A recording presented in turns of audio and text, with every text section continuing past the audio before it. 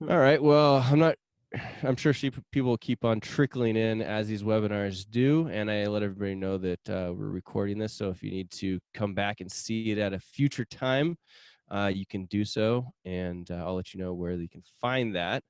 But are you ready to get going here, man? I am. I'm ready. Cool. Ready.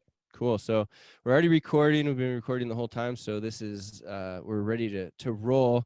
So those of you guys that don't know us, I'm sure that you came across us from some point in our real estate history, but Erik and I have been longtime best friends, and we constantly keep in touch. And we've actually been doing a really good job lately, even though we live in different parts of the country right now. Connecting every couple of weeks, which has been super, fantastic for me. And it's always fun to get to chat with Erik on what he's working on, because he's always got good stuff going on. So he's been sharing this iPad system with me for some time, and I remember first hearing about it, man, a couple of years ago. Maybe is that when it first started rolling through your Yep. brain? Yep. That's when yep. And Cracked the code. it's really a brilliant system. So I'm excited for him to get to teach it. He's taught it before at our Seattle Investors Club, but I believe that now it's even more of a polished, finished system. And like I said, I don't really have too much more that I need to say about Erik, other than that he's been a fantastic friend, and he's an awesome business partner and mentor. So Erik, you can go ahead and take it over from here. And people don't need to hear me continue to talk when you've got all the gold right now. So go ahead, my man. Well, thank you, Joe. I appreciate it. It's always an honor to do these types of webinars. I love teaching and training. It's definitely in my DNA, as far as it's when I got bitten by the coaching bug, if you will, years and years ago. It just really resonated with me. So whenever I have an opportunity to teach, I generally just leap all over it. And so Joe invited me on, and it's a timely moment for me, because I've really been working hard on my acquisition process and really refining it to a level that that I'm very proud of. So that's what we're going to be going over today.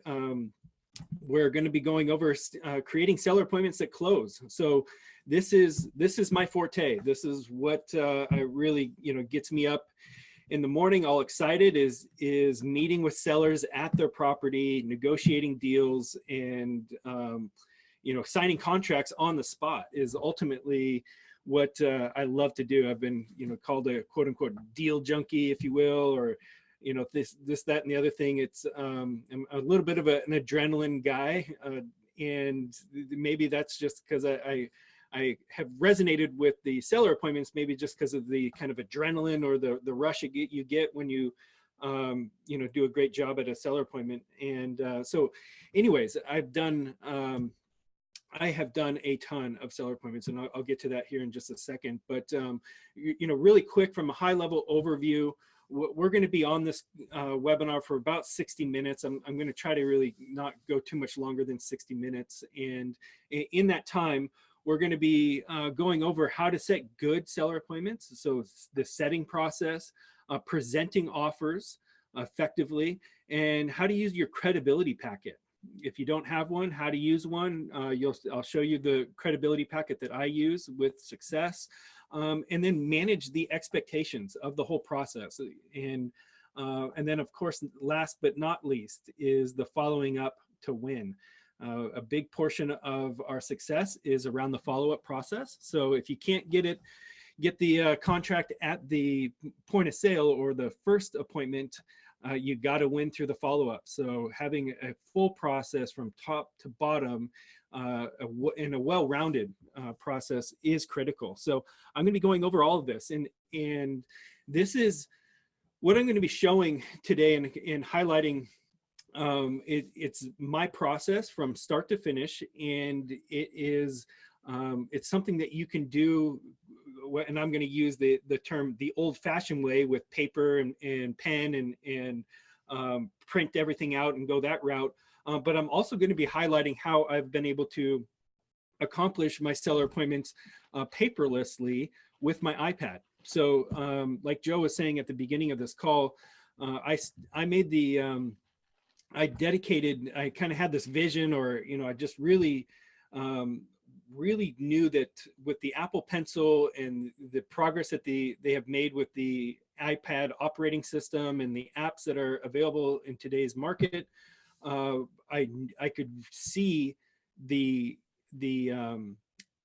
I could see that we were at the phase that we could get rid of paper, and we could actually sign and do our whole presentation, our analysis, everything on an iPad.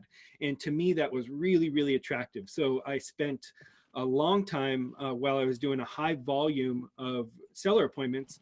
I would do between 5 and 10 seller appointments a week. So just to kind of give you an idea of the type of volume that I was personally doing while I was creating this this system. And really it's a game of efficiencies. When you're doing volume and there's a lot of money on the line, it becomes, every step of this process becomes critical. So I take a critical look at everything, and again, just created this process. So that's what I'm going to be showing off today. So keep in mind, yes, I will be highlighting the iPad aspect of it, and how I've used that, but all of this can be done printing paper and going the kind of the old fashioned way as well. So it's not irrelevant if you don't have an iPad. I just am heavily biased to letting everybody know that if you don't have an iPad, it's time to reconsider that for your real estate business, because it unlocks such potential and power out in the field, and that's where the magic happens. So just a quick little story about who I am. For those of you that don't know, I'll make this really quick. Over the last decade or so, I have done over 1,500 seller appointments. So there's all of this training comes with a ton of experience in real world, me at the seller appointment type of experience. I got my start in real estate as a real estate appraiser. My father is a real estate appraiser there in Seattle area.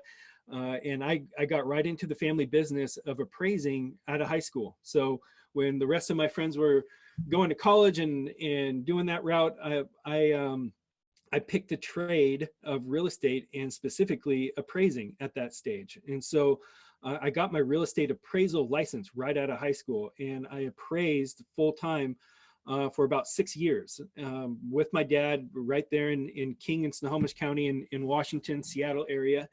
And so that was really the foundation of my real estate knowledge and experience. All came from the family business of appraising. And so, I would do 1 or 2 or even sometimes 3 appraisals a day. And so pretty good high volume of appraising.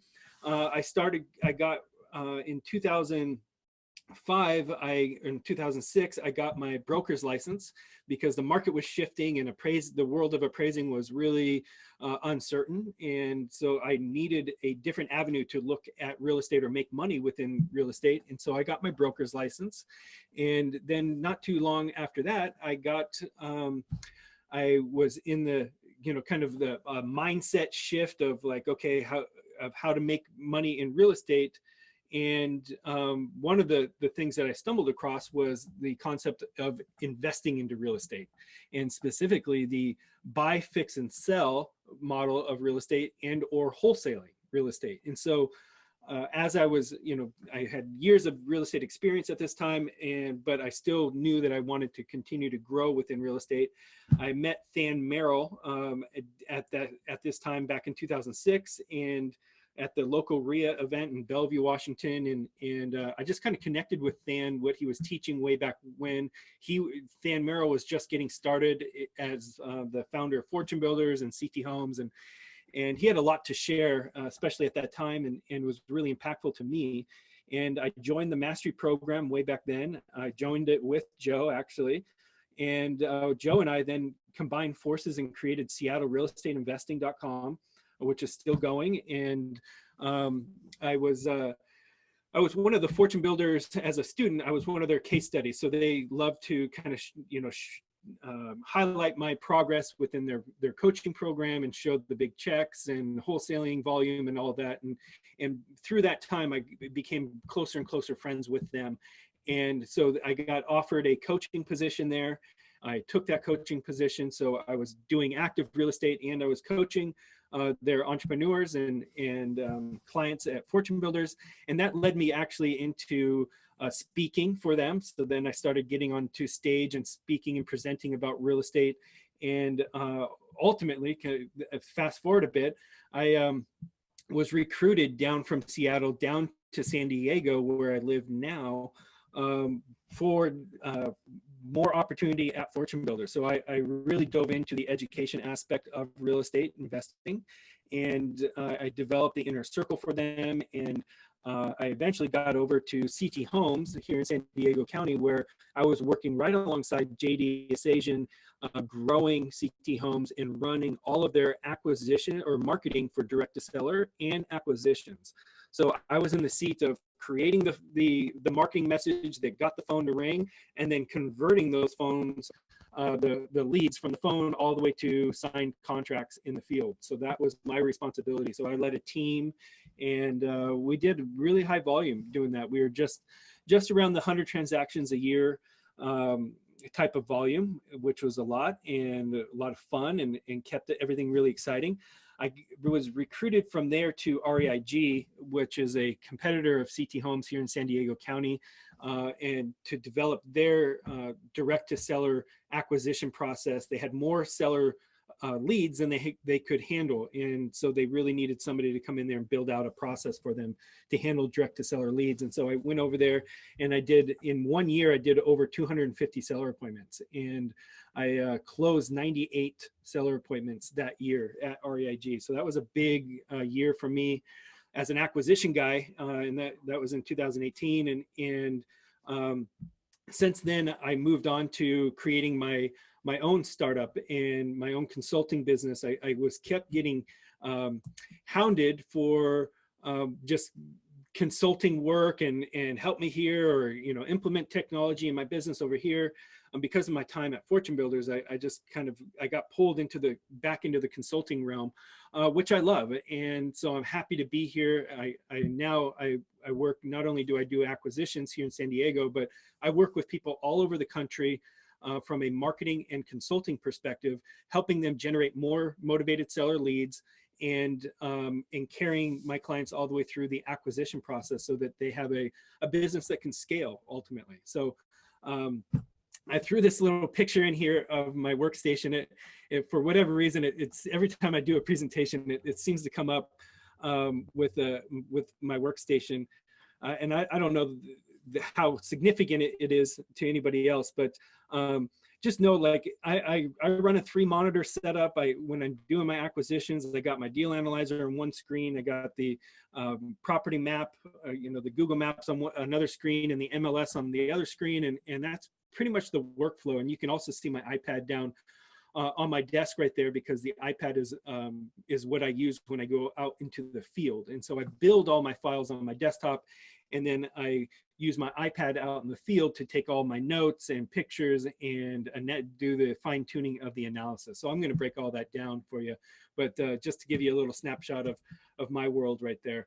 So now what we're going to be talking about is how to win the deal here. So again, qualifying the client lead is step one, setting the proper expectations with the client, and then doing your pre-appointment prep. So I'm going to break down how I do it prior to the appointment. What do I bring to the appointment? How I meet with the client, and then ultimately presenting the offer. That's exactly what we're going to be breaking down here in a very step-by-step fashion. Hopefully that you guys are going to be taking some good notes and ultimately do your seller appointments. I want to encourage you to find ways to do better seller appointments in less time. Increase your results by having better efficiency, more accuracy, and greater leverage is ultimately what I hope to inspire you with here through this presentation. So a couple books I always like to highlight as I go through my presentations. These are great books on this topic that will make you better. So if you've read these, great, might read them again. Or if you haven't read these books or heard of them, definitely write these down. They're super good. The Persuasion Skills Black Book, that I started reading that 10 years ago, and that's a book that I revisit often about the art of negotiation on so many different levels, and how to structure your language pattern so it's very effective to who you're communicating with. And there's a little NLP component in there, so neuro linguistics programming, that is something that's really near and dear to my heart. Is I've taken a big leap into the world of NLP to better not only my own performance, but help me be a better communicator while I'm in any type of scenario. So whether I'm working with a seller, negotiating a contract, or negotiating a bedtime with my kids, having good persuasion skills and language patterns makes all of that easier all the way through. It's really, really incredible. So check out these books. It's going to make you better while you're out in the field. So rapport is the ability to enter someone else's world to make him feel that you understand him and that you have a common bond. This is by Tony Robbins here. And I'll tell you that rapport and the art of building rapport has everything to do with your results in this topic. It's the art of rapport from start to finish that really allows you to win consistently. And I look at rapport as the glue to keep your transactions together. The better your rapport is, the more likely your transaction will stay together, or a transaction will happen. And once you get a signed contract, making it all the way through the escrow process without having it fall apart in any way. The rapport that you have, the relationship that you have with your client is, I think of it, it's the glue. It's the thing that sticks, keeps everybody together, even if it gets challenging. That if you have good rapport, man, you'll keep everything together, and you'll even walk away with the great testimonial at the end of it. So really, really know that I heavily emphasize the art of rapport, and I study it on a regular basis. And I heavily encourage anybody that's in a position of negotiating and or handling direct to seller clients that study up on the rapport. Make sure that you're critical of how you approach the rapport, and look for improvements constantly. That's what I would recommend. So now, qualifying the client, it all starts with the qualifying process. And so when you get on the first phone call, or however they reach out to you, this is a moment that you want to go through that genuine discovery process, really have them understand that you care about their situation, that you are the right professional to help them as they are considering selling their house. And then through this process, you want to be measuring their motivation and attaching, kind of their motivation and or pain, what's motivating them to want to consider selling. And a simple example of this is, hey, I'm really motivated because my house is facing foreclosure. That's a real strong motivation. Another motivating factor is, hey, I inherited this house and I don't want it. It's not in great condition. And so I just want to offload this house that, I really have no attachment to. Okay. Those are all different motivation types, and there's so many more. But as you listen and you build rapport with somebody, understanding their motivation, what is making them or has brought them to this decision-making point. And then as you're listening to that, you want to be attaching solutions to their motivation. Okay, that is the key. So once you understand their problem, their motivation, their challenges, then you want, if you extract that through the conversation properly, you can then start attaching solutions and alignment to how you can help them in this moment. So that finding their motivation and attaching solutions to it is really, really effective. Okay, so real quick bullet points of techniques on how to build rapport. Seek connections. So look for those common bonds. If they're a dog person, guess what? You're a dog person now. If they like the Seahawks, then you like the Seahawks. It's just seek those common connections. And obviously when those connections are genuine, it just works so much better. But I'm always seeking for the commonalities of my clients. Reflect back to what you observe. So as you go through and you see something, restate it. Oh, I hear you say this, or you know what, I really understood how you communicated this way, or that. Um, Pay attention to how they handle information. Are they a detailed oriented person, or are they more of an abstract? If somebody's a detailed person, you want to meet them with that same level of detail, so that they'll use language that is very detail oriented. Then responding with that same type of language pattern and or detail is going to build you rapport.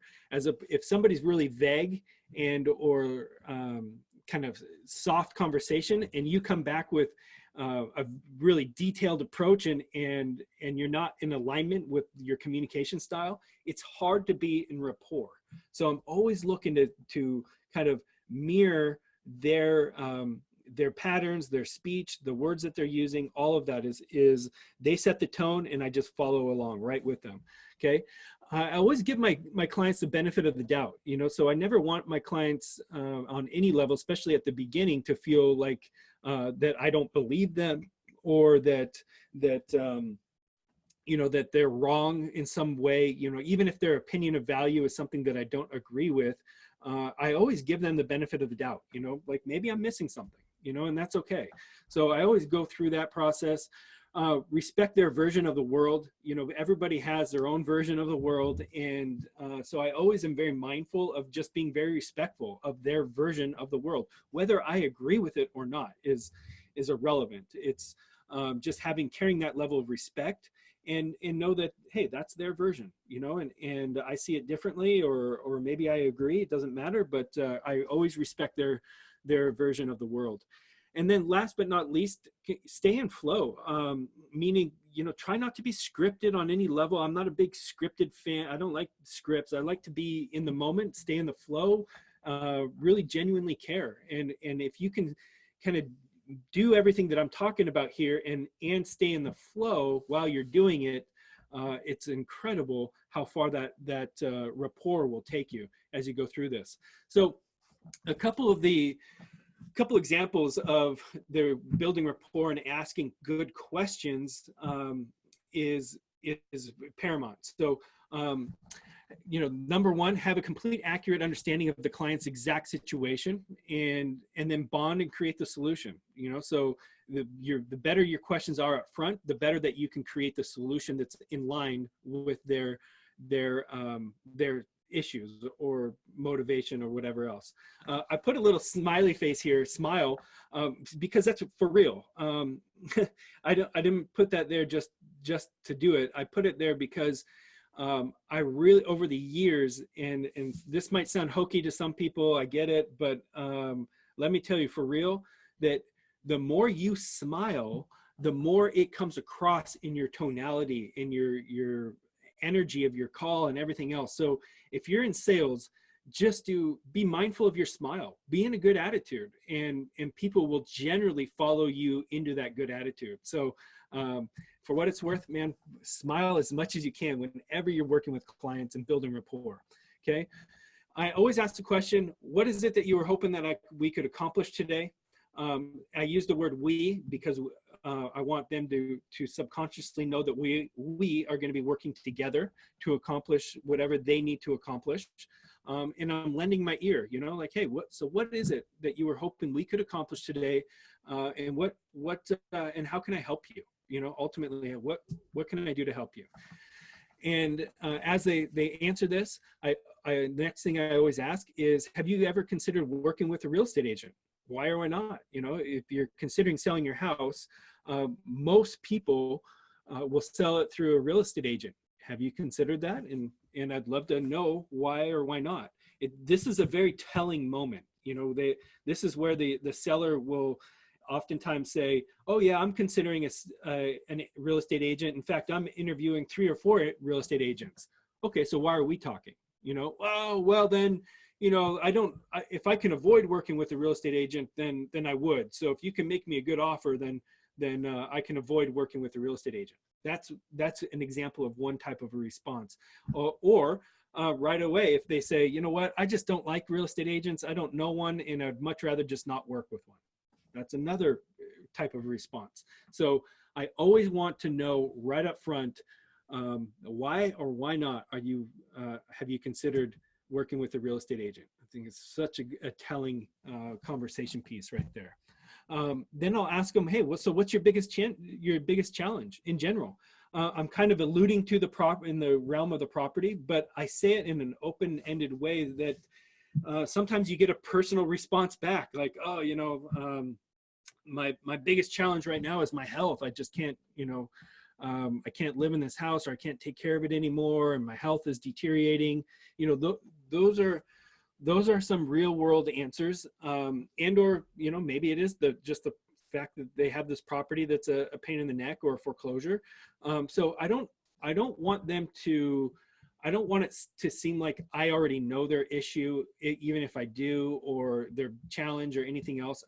I always ask in a really genuine way of like, hey, just in general, what's your biggest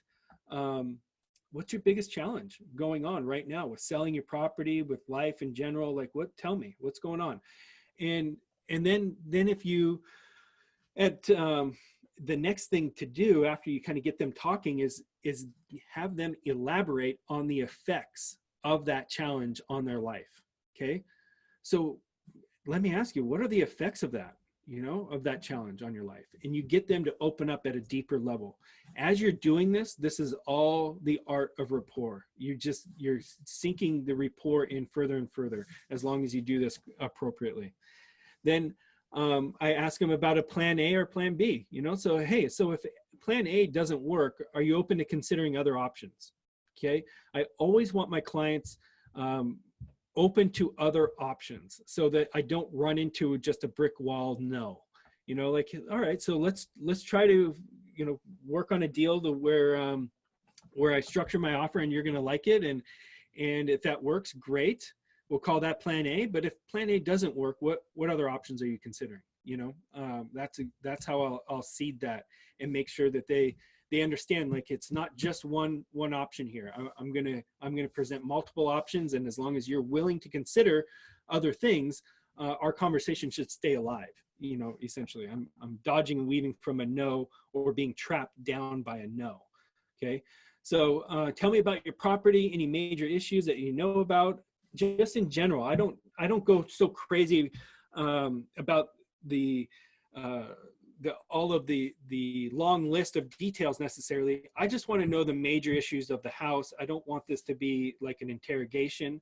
I want this to feel very conversational, and just ask those general questions. And I'm looking for major issues. So I might even give them an example of a major issue. Like, a major issue to me is a foundation that's cracked, or if you've got settlement that makes your house not level, or a roof that's bad, or water damage, significant water damage. Those are major issues.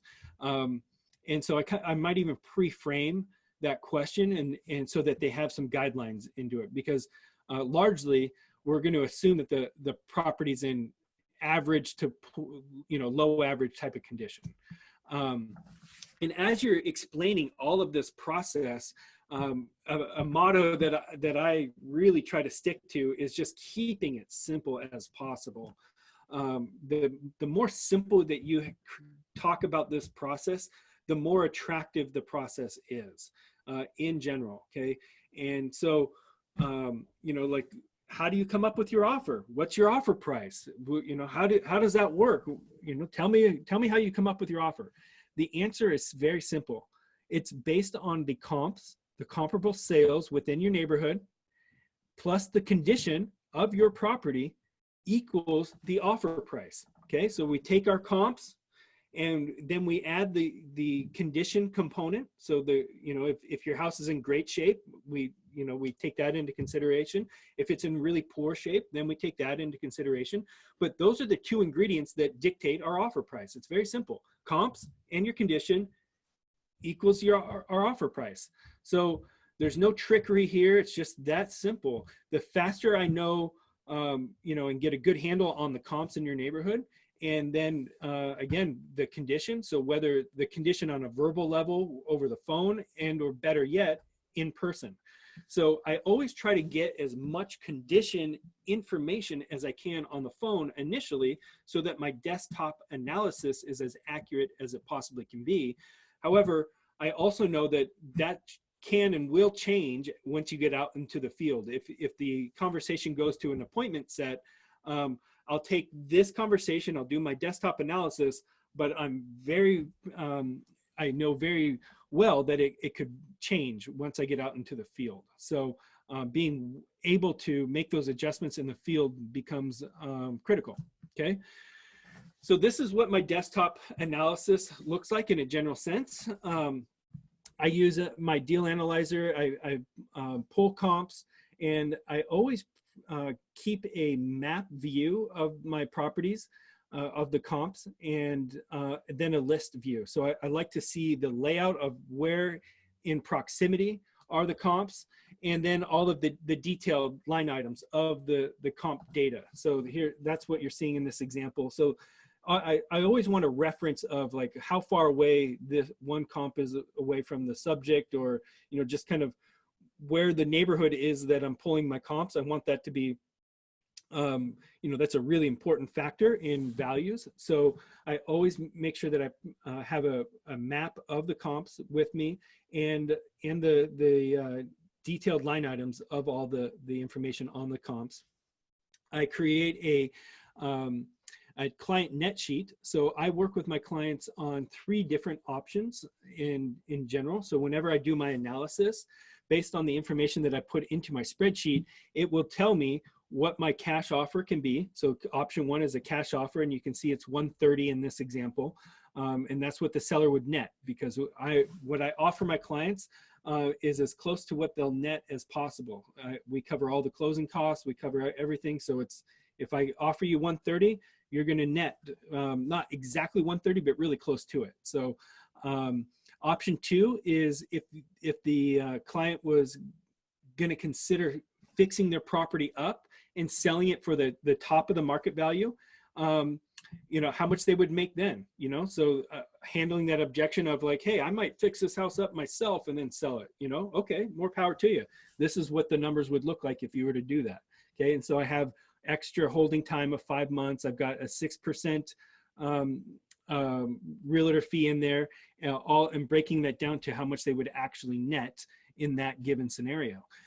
Option 3 that I present is the listing as is. So you know, if they were just to not accept my cash offer, but then put it on the open market, what would they make then in that scenario? Okay, and so that way they're balancing and they're looking from a net perspective. And this is the client net sheet is really, really important as I go through this, as far as presenting, because having this prepared, you know, I mean, just from the amount of seller appointments that I've done and talking with these clients on a consistent basis, I know that they're always considering, you know, essentially one or all of these 3 options. Like, okay, what could I get cash? What if I threw some money at the property to then fixed it and sold it? Or what if I just hired an agent right now? You know, it's kind of one of those 3 options is what they're likely considering in their head. So being prepared to speak to those options from a real clear net perspective adds a lot of value to your seller appointment. So just this is a closing technique that has worked really, really well for me.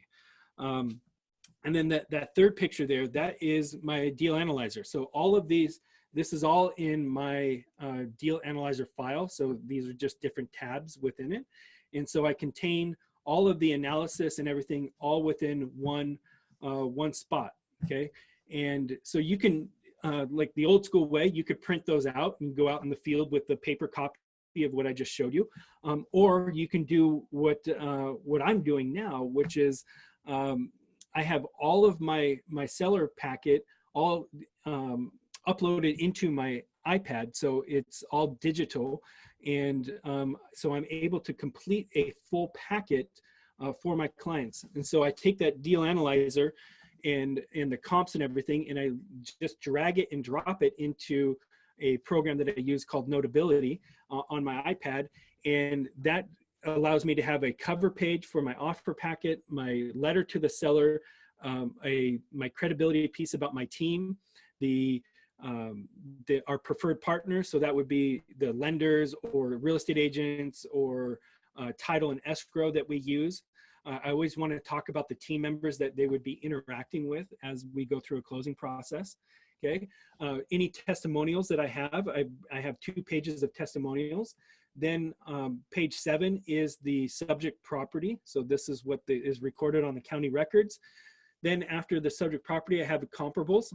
So you can see the comparable property page break there. And I bring all the comp information that I want to review with the seller. And then after that, I go into my offer paperwork. So based on the subject information, these comps, your current condition, this is my net sheet. So this is what I can offer you cash. If you were to renovate it, then sell it or list it as is. It's all covered there on the net sheet. And then I have a purchase and sale agreement right here, proof of funds. And then last but not least is what happens after you sign a contract. So to break this down, in a little bit more of a clear fashion here, this is exactly what it looks like. So the cover page, letter to the seller, meet our team, very professional layout as far as like who they would be working with and what to expect, our preferred partners, testimonials, everything that you need for them to have confidence in you, to know that that you are the real deal, and you're going to do what you say you're going to do. That's ultimately what being prepared like this demonstrates.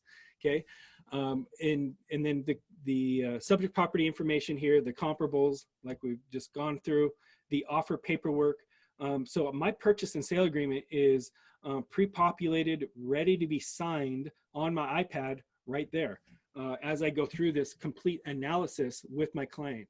So what this looks like is I'm ready to sit down and use my iPad interactively to go through each one of these pages and have that level of discussion with them.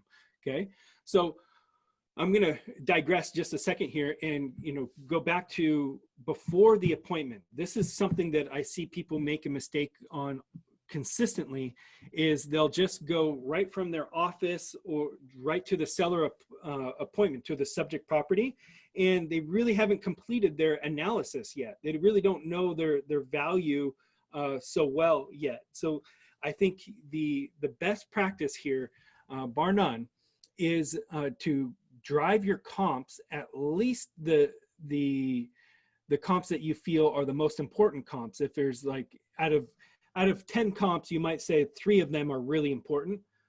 Go drive those 3. Make sure that you're driving the comps prior to going to the subject property. Allow that much time to spend 10, 15, 20 minutes driving by the comps that are going to be your best value indicators, both as an exit value, an ARV value, as well as your current as is value. You want to be as knowledgeable on the value as you possibly can be. You want to be as knowledgeable on the comps as you possibly can be. As you go through the discussion with the client, the more knowledgeable you are, the more confidence is going to get inspired and the more likely you are to close. So, especially if the client is, if they're knowledgeable in the comps as well, and God forbid that they are more knowledgeable on the comps than you are, it's really hard to recover from that. So make sure that you really have done your homework and driven the comps and you're prepared to speak to those comps on the appointment itself. Okay, really, really important. Make sure you do that. Form your opinion prior to getting to the appointment. Now, when I say form your opinion prior to the seller appointment, is my opinion written in stone? Of course not. Do things adjust and change while I start walking through the subject property? Yes, of course they do. But the comps are the comps. They stay the same. Okay, so it's just a matter of me adjusting for the condition after I have a really good idea of the value based on the comps. Okay, I go through a very specific process with the seller. So while I meet with them, you always want to set the proper expectations when you're sitting and meeting with the seller. So first off, I just let them know, hey, you know, I want to walk the property. I want you to know, like, hey, this is the steps that we take is, you know, just meeting you, happy to be here with you. I'm going to be, you know, structuring an offer that you're going to be really happy with. In order for me to do that, I'm going to need you to show me around the house and show me any. I would love to do a walkthrough of the house and see the overall condition, and especially highlight any potential problem areas of the property. Okay, so this is where I really need to see whether the roof is good, the foundation is good, if there's any water damage. This is your moment to really go through the property and set that level of expectation for the client as you go through there. The better you set those expectations, the more smooth the appointment goes. Okay, so again, you walk in, you have your intro, you talk to, you know, you kind of set the stage or the expectation. Hey, this is what we can do. Show me the property. After you show me the property, I'm going to be able to sit down, fill out my repair sheet for what it is. And that after I fill out my repair sheet, I will know exactly what I can offer you for your property. So is that okay that we discuss? If you want to, we can discuss the numbers today in this moment. And almost always they're impressed by that. And they're like, oh yeah, absolutely. If you're ready to talk numbers, so am I. Okay. That's almost always how that goes. Okay. So just being very mindful and consistent on how you approach the seller appointments, I think is the biggest key I want to leave you guys with, is try to follow the same pattern consistently. Okay. Again, I'll go through. Mine is when you show up there, you greet the client in a very nice way. You let them know, hey, this appointment's going to take 20 to 40 minutes, depending on a couple different things. We're going to walk the property. I'm going to be looking for the major condition things. Please point out anything as we walk around the house that is noteworthy in your opinion. I'll be taking my own notes. After that, I'll fill out my repair sheet. It just takes me 5 to 10 minutes to crunch my numbers, and I will have everything ready for our to talk numbers and present an offer. Okay, so as I go through the property, this is where you take really good notes. I use as you guys know, my iPad and Apple Pencil. So everything that you see on the screen here, these are real notes. This is a real property, real scenario here. And this is what it looks like. So I have a field inspection sheet that has just kind of the high level check boxes, you know, the roof, the foundation, the window count, all that stuff you can see there. And as I'm walking around the property, I'm just taking notes, scribbling, circling, all of that stuff. And, looking at the biggest challenge of the property, all of these different things that are very important to know as you're walking through the property. I'm filling that out. Prior to the property or the subject property, I had talked about the ARV comps or driving the comps. So I have a templated sheet that I marked down there that you can see, so that when I get to the appointment that I'm really clear on my ARV. So I take those notes. And then I also take field notes of, the general layout of the property, so that when I'm back at my desk, that with all of these notes that I took, that I have a very clear picture of the subject property if I need to revisit, whatever it is, especially if there's like a non-conforming addition or something really odd about the property. You definitely want to, in an ideal world, sketch it out so that you can communicate,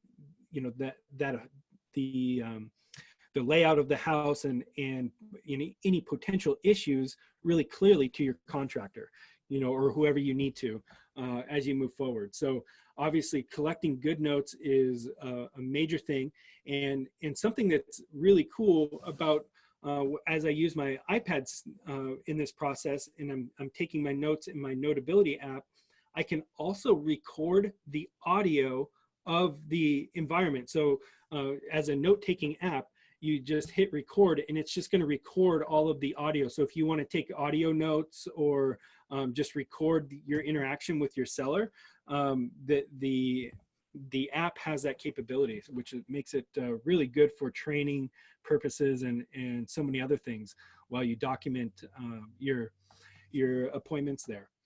So as I'm walking through there, the next step is to refine my deal analyzer. So again, I'll have my iPad and I have my deal analyzer open, and my repair sheet is one of the tabs on my deal analyzer. So I can go back and forth between my repair sheet and my deal analyzer for my offer number. But so I just take the little bit of time and I start with my repair sheet, fill out my repair sheet. Once I get that repair number to a spot that I feel good about it and comfortable, then I enter that information over into my deal analyzer and, make any of those fine-tune adjustments. And as I do those fine-tuning adjustments there, I do this in, like I said, 5 to 10 minutes. It really doesn't take long just to push this out. Then as I do that, all of the net sheet is auto-populated, okay, based on the calculations that I put in there. So I don't have to enter this in any longer. These are all auto-populated through the formulas. So after I walk through the property, I fill out the repair sheet, I update the deal analyzer numbers, bingo, my client net sheet is all ready to go and updated. So I'm able to then accurately walk the client through my analysis. Okay, based on your condition, based on these comps, this is what I can offer you cash. This is what I see as the best exit value. If you were to put, a chunk of money, in this example, $50,000 of renovation into it, you could potentially sell it for $430 and you would make $339. Okay. So, and then last but not least, the third option is, hey, based on these comps and your condition, I see that you could probably get a offer around the 355 range. Well, after you back out your agent commission and all the rest of the costs that are associated with selling your property traditionally, you would net 325. Okay. So now what we're talking about is the difference between my cash offer at 305 and what they could potentially net if they were to hire a real estate agent and make 325.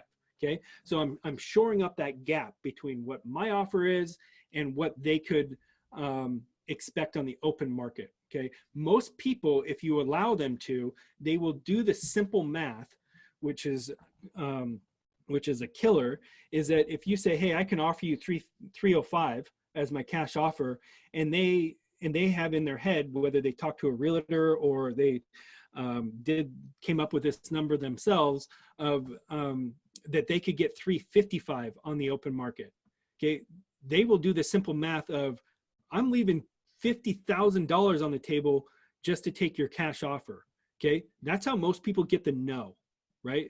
Man, the gap between what I could get on the open market listing it with an agent versus what you're offering me cash, that's a $50,000 gap. I am not taking your cash offer. No, get out of my house.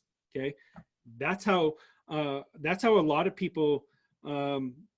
That's how most of the time it goes for people. And I do not take that approach, clearly, because I want to make sure that they are comparing apple to apple, the net value to the net value. So, and the only way to do that is by breaking out all the different costs that are associated with it. And this net sheet is dynamite for doing that. Okay. Now that I have all of the net sheet, and if they like the numbers that we're talking about, and let's say, that cash offer is a little bit lower than I was hoping for, but you know what? Yeah, I would accept that. Okay. Boom.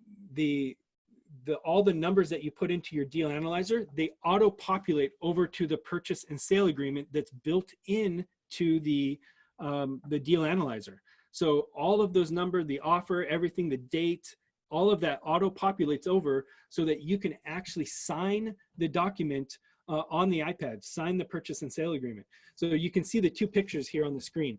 I have one picture of, and that's a real contract, of us signing it on the iPad. But the other picture there is the old school paper and pen on the coffee table.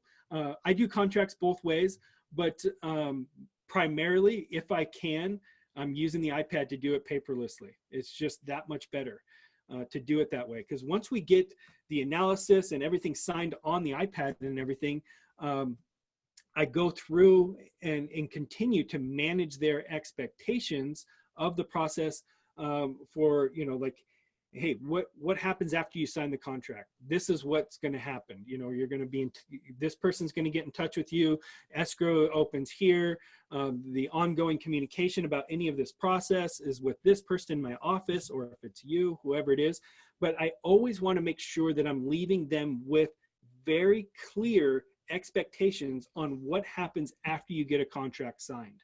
You do not want some, you know, confusion to set in on any level with any of your clients and have the deal fall apart. So you always want to be managing their expectations, creating their confidence, and making everything just as clear as you possibly can. So I've created this. This is part of my templated process that after we sign contract, that I go over this portion, what happens after I sign the contract page with them, so that they're very comfortable. Okay, and using today's technology with the deal analyzer and the iPad system and a good lead management system, that is how the best are playing the game. You know, if you think it's competitive out there, you're right. It is very competitive out there to get properties at such steep discounts. Okay, so in order to give yourself a chance, if you're really serious about this game and really serious about converting seller leads, creating seller appointments, and then converting them at a high level, I'll tell you right now that you have to have a good lead management system, something that's going to tell you when to follow up, how to follow up, and keep you on track with everything that you're doing with your clients, but then having a good appointment process, like I'm going over right here. That's how the top investors are playing in the field these days. And I can speak to that with experience. Okay. So now that I've gone through all of the appointment documents with my client on my iPad and had a discussion of the comps and the seller net sheet, and we've signed a purchase and sale agreement, all completed. This is how I can email this full packet with the signed contract to my client right there on the spot. It's all together, all on the iPad with the signature on the purchase and sale agreement, and bingo, right in front of them. I can pull up and send that email with that PDF right there on the spot. And not only that, but then I can also CC anybody else in my office that needs to know that, hey, the contract just happened. Bingo, here it is. And everybody gets notified right there in the spot. It's a really, really cool moment when you're able to pull all of this off together so that everybody knows the analysis was done correctly and contract was signed, and bingo, email was sent off all in the same moment. That is efficient. And that is how I really like to win out in the field. It's the psychology of not leaving that point of sale. You know, if somebody's ready to make a decision, you got to be there ready to make that decision with them. Every time that you walk away from a seller appointment without a signed contract, just know that the chances of converting that lead drops by, I mean, it's a staggering amount. It's like 80% drop off rate, you know, from when you leave the point of sale, to follow up with them, chase them down and get a signed contract. It's so much harder than to do it right there on the spot. And there was nothing more painful than taking the time to do your desktop analysis, get in your car, drive out to the seller, meet them, drive the comps, fill out your repair sheet, and then not get the contract. Oh gosh, it couldn't be more painful. Nobody's going to pay you for this time. You just wasted all of that time.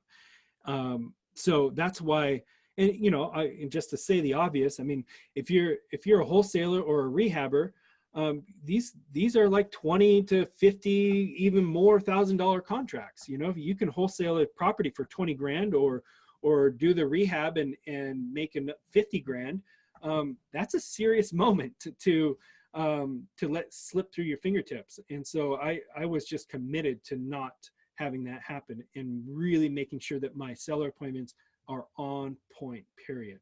Okay. Now, this is a simple and very obvious statement: follow up, follow up, follow up. You got to be on your follow-ups. Following up is so critical. If you don't win in the field, you got to win on the follow-up. So, and most people suck at follow-up. So if you're good at it, it becomes far easier to win there. So having a good system on your follow-ups and being really good and disciplined about it, oftentimes is the difference maker for these people. Just know that generally speaking, your competition is not going to be good at follow-up. So it's an easy place to win.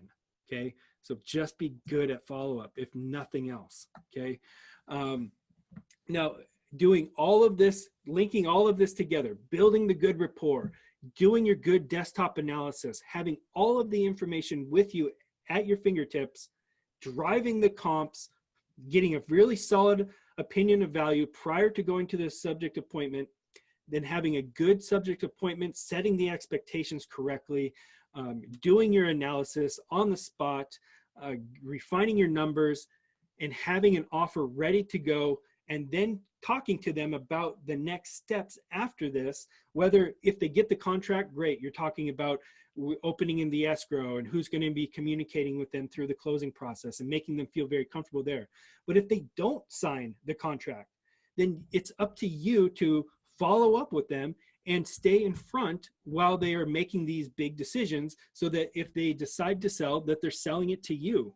Why? Because you created the best experience. You showed them how professional you are. You showed them the level of analysis that you're bringing to the table, and you inspired the confidence that it takes to close. That is what a good seller appointment looks like. Okay. And I know all of this is easier said than done. I get all, hey, nobody can, very few people have as much of that level of experience than I do. So I can speak with total confidence that I know it's easier said than done. What I just went through is the ideal setting, but just know you're not that far away. And especially if you start utilizing the iPad system for what it is, I know that your conversion rates are going to go up. And so one of my clients that is an early adopter to the iPad system, they're my clients out in Columbus, Ohio, iHomes. They're a phenomenal team. They do a high volume of transactions, and this is their acquisition and project manager here, talking about how they've implemented the iPad system into their business. So hold on just real quick here. Hey guys, my name is Ben here with iHomes, and I have John, who is our project manager here as well.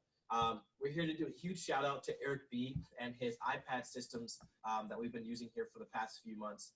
Just want to say how amazing it's been for us as a company to be able to implement that with our properties and with our appointments that we're doing. I do the acquisitions here, and that's allowed me to be able to have essentially a tool belt where whenever I have a situation with a client, whether it's they need a document right away, there's a unique situation that they have a short sale, whatever it is, I have the tools within my iPad to be able to do that on the spot. What does that do? It allows me to close more deals right away. So instead of going back to the office and trying to get more documents or doing more assessments, I have it all there ready to go.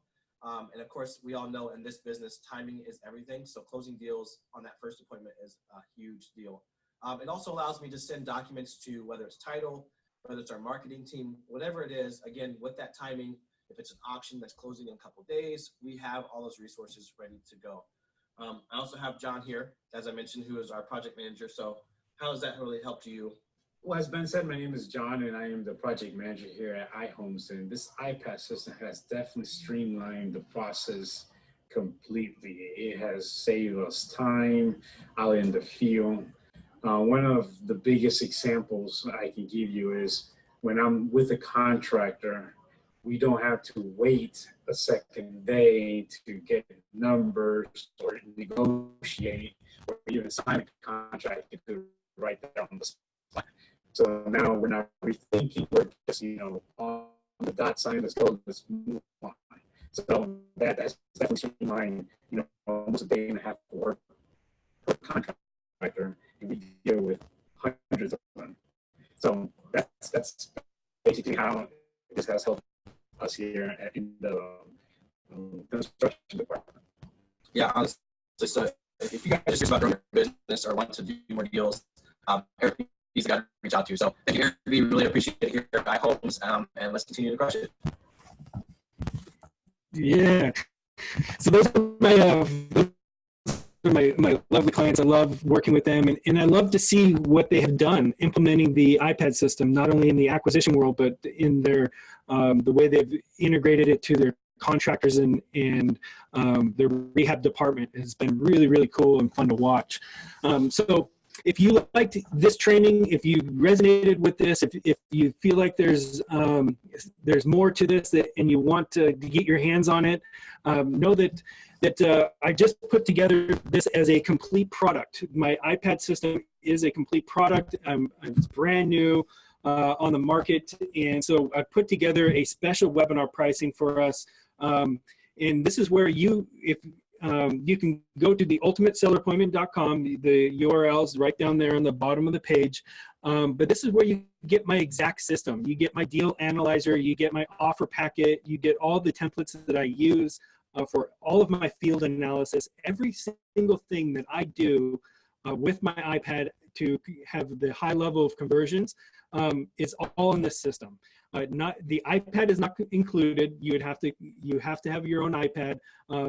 But outside of the iPad, everything else is included, including hours of step-by-step training where I walk you through the best practices, how to get everything set up, how to adjust the template so that they represent your business and everything else, so that so that you can have that same seamless seller appointment process that I just walked through right here, that converts at a high level and allows you to be prepared, be the best version of a real estate professional that you can possibly be. So that's essentially what we've put together here.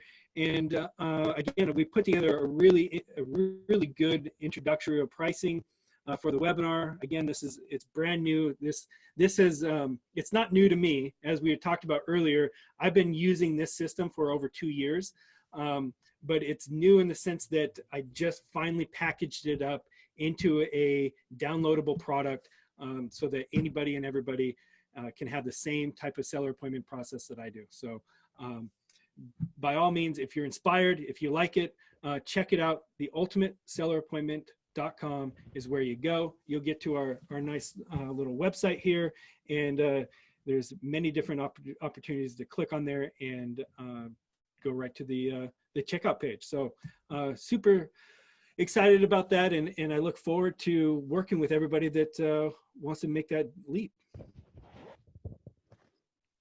Yeah. Awesome stuff, man. Awesome stuff. If anybody does have any questions about anything that Erik's talked about, you can type them into the messages on the webinar chat now, and we can get to those questions. If not, man, thanks, Erik. That was fantastic, as I expected. So. Well, I'm glad. I think we stuck within a reasonable time frame. I hope I wasn't going too fast on any level, but I wanted to be respectful of everybody's time during the training, and I think we did that. So I'm happy. Yeah, for sure. And Phil asks if this system works with other tablets. It is an iPad only system at this point. So I will be expanding to other tablets over time, but right now it was created within within an iPad setting. So Cool. Any other questions out there for Erik? Yeah. You got it, Phil. Thanks for being on, man. Cool. Awesome, guys. Well, again, man, I really hope that you guys got value out of this, and that your appointments are going to go better and your conversions are going to go up. That's the goal. And yeah, reach out if you have any questions. You can reach out to Joe, or you can reach out to me directly. My email is eric@realestatefunnelsystems.com. And I'm always happy to help and talk shop and see if there's any way that I can add value to your business. Awesome. Well, thanks, Erik. And yeah, we will chat with you soon. Sounds great. Thanks, guys.